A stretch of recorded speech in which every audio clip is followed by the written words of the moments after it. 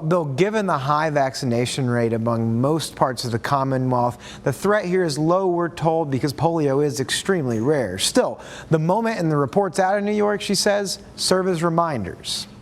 So if you had the vaccine, you had your full vaccine series, you are protected. The polio investigation in New York State was surprising for Dr. Melissa Viray, since the virus was declared eradicated in the U.S. back in 1979. For me, in my world, it's a concern, because what that says to me is that means that we have individuals and pools of individuals who aren't vaccinated. Nearly 90% of Virginia 3-year-olds are vaccinated against polio. The positive case in New York was an unvaccinated adult who is now suffering paralysis. Wastewater samples in multiple counties have New York State health officials concerned over the potential for community spread there. If you have a highly vaccinated, highly immune population, it bounces off their immunity, it doesn't go anywhere. If it comes in, but then you come into a population that is not as immune, is not as highly vaccinated, it can make its way into the population.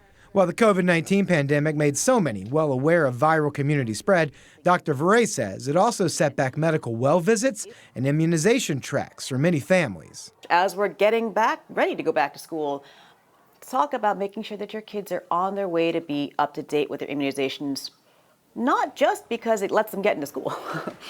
On top of that, this recent case of polio is a reminder that there's a very good reason why we need to have those immunizations on board. So for both reasons, I think it's really important that parents, go ahead and get back to their providers. Virginia has an immunization database for those who might want to check their history.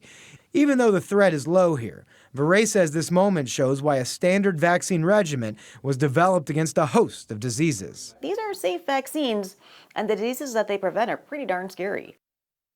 Richmond Henrico Health District is holding back-to-school events the next few weeks. There, you can talk to a healthcare provider about getting your child up to date on immunizations. The next one is set for tomorrow morning and afternoon at the Eastern Henrico Health Department.